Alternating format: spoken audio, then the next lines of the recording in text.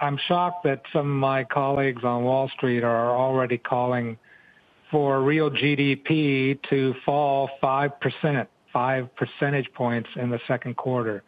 It shows you how extreme this has gotten. So put it this way, if growth this quarter, we're not even going to get growth until April for the first quarter. If growth is unchanged this quarter, down 5% in the second quarter, up 1% third, up 2% the fourth, then GDP will fall this year 0.5% as the Fed measures it. And looking back to the 80s, it's only fallen 2 other years for the whole year like this. So it would be dramatic, but I'm hopeful that this is like a coronavirus recession. In other words, it's not a standard recession where it can build on itself and the job losses can build and there's a downward spiral right. when your neighbor loses a job. I'm hopeful that because it's a virus, once the economy gets over the virus, activity can come back faster than we're thinking. That's my hope. I'm trying to be a little more optimistic now that I'm losing so much money in the stock market today. Well, and one thing, Chris, I think, if you'll wax philosophical with me for a moment, is worth reflecting on. There's a reason why you're hearing a lot of people call for, $1,000 checks to households or what have you, who wouldn't normally be in favor of that kind of policy. And that's because there's a big difference between a recession that comes on because the economy is changing and needs to go through creative destruction and the business cycle is ending.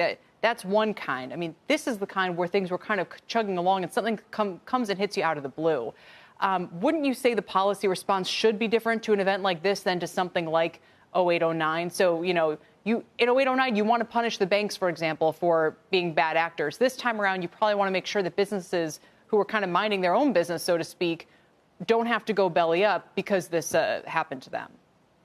Yeah, I hear you, but I think there's too much risk management at play here where people are trying to get out in front of actual events much too early. For instance, I think the number of corona virus cases in New York I saw this morning was 950.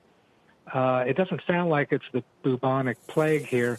I think the lesson that the Fed has learned, or should have learned over the years, is when they come in early, very strong, it falls on deaf ears because people are running for the exits and don't really care. So in a way, they lose the ammunition.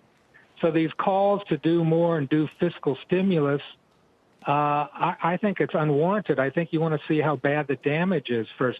Last month, we created 273,000 jobs. Sure, and Chris, only because it's too early. Yeah, we have to go. But let me just ask you about this, though. Yeah. If we wait and see how bad the damage is, it's going to be worse. Because if workers and businesses knew, look, there's going to be a federal backstop for 3 months of interruption, they're going to have more confidence to keep their operations going and keep people on than if they don't have that assurance, right? So we can't really wait and see here.